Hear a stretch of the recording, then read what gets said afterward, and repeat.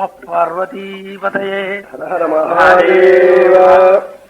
திருஷ்வாள் பெரிய சிவபக்தி, அம்பாளுடைய ஒரு சரித்திரம், உத்தமமான வேதாந்தத்தை ரொம்ப லகுவான பாதையில சொன்ன ஒரு பெரிய அமிர்தம் ரொம்ப கிடக்கு. இந்த மாதிரி உபன்யாசம் ஜென்மாவில் கேட்க போறது இல்லை, ஜென்மாவில் புண்ணியம் பண்ண தான் கேட்கலாம். எவ்வளவோ சாஸ்திரார்த்தங்களா நாங்களாம் படிச்சிருக்கோம். இவ்வளவு லகுவா சொல்றதுக்கு அவ அம்பாவோட உபாசிச்சாதான் காரணம்னு நினைச்சேன். மனசு ரொம்ப ஆனந்தத்தில் இருக்கு. எனக்கு இந்த ஆனந்தத்தை காருக்கு போட்டு மூடணுங்கிறதுக்காக எங்களை எல்லாம் சொல்லிச்சிருக்காள் நினைக்கிறேன். அது தவிர வரணும் இல்லை, எனக்கு அதுல விருப்பம் இல்லை. ஏன்னா உத்தமத்துவம் அவ கதையை கேட்கறதுக்கு எல்லாரும் விரும்புறது, நாங்களாம் பேசுறத ஜனங்கள் விரும்பலையோன்னு ஒரு பக்கம் தோண்டே இருக்கு. அவ ஆக்கியினால பேசுறேன், கட்டாயம் க்ஷமிச்சுக்கணும். அவ பண்ண ஒரு அமிர்தத்தை அமுக்கிறதுக்கு எங்களுக்கு காக்காவது ஓய்வுபட்டோம்னு நினைக்கிறேன். ஏன்னா இந்த மாதிரி உபன்யாசம் ஜென்மாவில் காட்டுறது.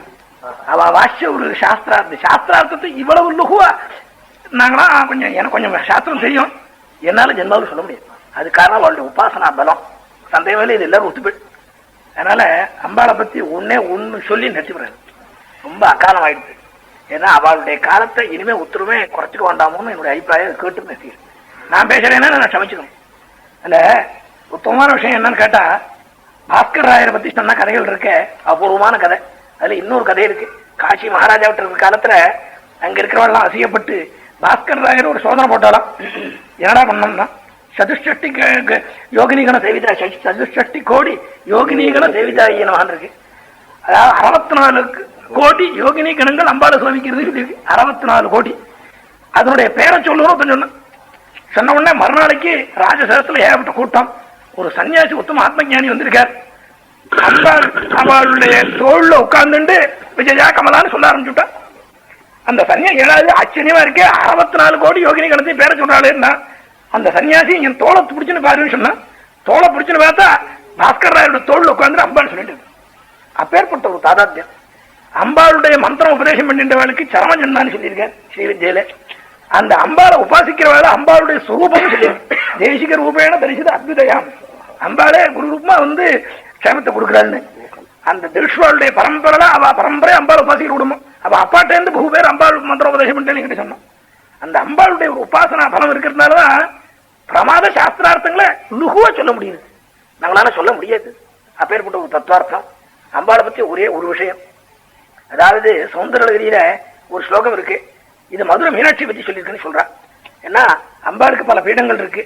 அதுல மதுரை மீனாட்சியினுடைய பீடம் சாமள பீடம்னு பேரு. அந்த சாமள பீடத்தை பத்தி மதுரை மீனாட்சி பத்தி சொன்னதாக ஒரு ஸ்லோகம் இருக்கு. துவன்ய பாணிபியாம் அபய வரதோ தெய்வதகணா துவமேகா நைவாசி பிரகடித வராபித்ய வினய பயத்ராதும் தாதும் பலமவிஜ வாஞ்சா சமதிகம் சரண்யே லோகானாம் தவகை சரணாவேவ நிபுணோ அப்படின்னு. ஒன்ன தவிர இதர தெய்வங்கள்லாம் கையில அபய வரதம், அபயம்னா பயத்தை போக்குற ஒரு கை, வரத்தை கொடுக்கக்கூடிய கைகள்லாம் வச்சுட்டு இருக்கு. அப்பேற்பட்ட ஒரு பெரிய அநேக தேவதைகள்லாம் அப்படி ஒரு அபிநயம் மாதிரி காட்டுறது. ஆனா நீ என்ன பண்ண, ஒன்ன தவிர இதர தெய்வங்கள்லாம் அப்படி காட்டுறது. நீ கையில ஒன்னும் அபய வரதங்கள்லாம் வச்சுக்கல. ஆனா ஒரு சுவாரஸ்யம், பயத்ராதும் தாதும் பலமவிச்ச வாஞ்சா சமதிகம். பயத்திலிருந்து காப்பாற்றுறதுக்கும் ஏராளமான பலத்தை கொடுக்கறதுக்கும் உன்னுடைய 2 கால்களே சக்தி உள்ளதுன்னு சொல்லியிருக்கேன். அப்பேற்பட்ட அம்பாள் 2 திபிஜத்தோட 2 காலோட இருக்கிறது சாட்சாத் மீனாட்சி. அந்த மீனாட்சியினுடைய சாமள பீடத்தில் கூட மீனாட்சி பற்றி சொல்லியிருக்கேன். பெரிய ஆச்சரியம். அப்பேற்பட்ட ஒரு சௌந்தரிய லஹரியை பத்தி ஸ்மரிச்சாலே மகாபுண்ணியம் சொல்லியிருக்கு. சிவனுடைய ஆனந்த லஹரி என்னடான்னா அம்பாளுடைய சௌந்தரிய லஹரி தான். சிவனுக்கு ஆனந்த வெள்ளம் என்ன, அம்பாளுடைய ஒரு சௌந்தரிய லஹரியை பார்க்கிற போது சிவனுடைய ஆனந்த வெள்ளம் பரகிறது. அதனாலதான் ஆச்சாரியால் சிவானந்த லஹரின்னு சொல்லி சௌந்தர லஹரின்னு சொல்லியிருக்கார். அதான் விஷயம், அது முக்கியம். அப்பேற்பட்ட அம்பாளை உபாசிச்சவாளுக்கு என்ன வரும்னு சொன்னார். சரஸ்வத்யா லட்சுமியா விதிகரி சபத்னோ விஜயதே பிரதே பாதிரத்தியம் சீதலயதி ரம்யேண வபுஷா சிரஞ்சீவன் நேவட்சபித பசுபாசுயதிகர பரானந்தா விக்கியம் ரசயதி ரசம் தொத்பஜனவானு. சாட்சாத் சரஸ்வதியும் லட்சுமியும் பிரம்மாவையும் மகாவிஷ்ணுவையும் விட்டு இவாத்து கூடி வந்துருவாளா. அதனால மகாவிஷ்ணுவும் பிரம்மாவும் இவனை பார்த்து அதிகப்படுவாளாம்.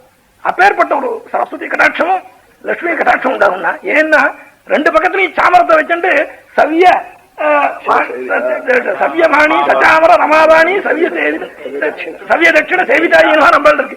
ஒரு கையில சாமரத்தை வச்சுட்டு இந்த பக்கத்துல லட்சுமியும் இந்த பக்கத்துல சரஸ்வதியும் அப்படி அம்பாளுக்கு சாமரம் போடுறான்.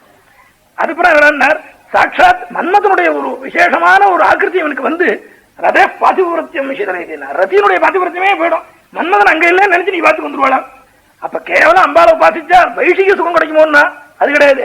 சிரஞ்சீவன் சபித பசுபாசு எதிகரஹான் நாமளாரும் ஒரு பசுக்கள்னு சொல்லி இருக்கு ஸ்ருதியில. பசுதாம் பதேனவன் அம்பாள் பகவான் வந்து பசுக்கள்லாம் பதி.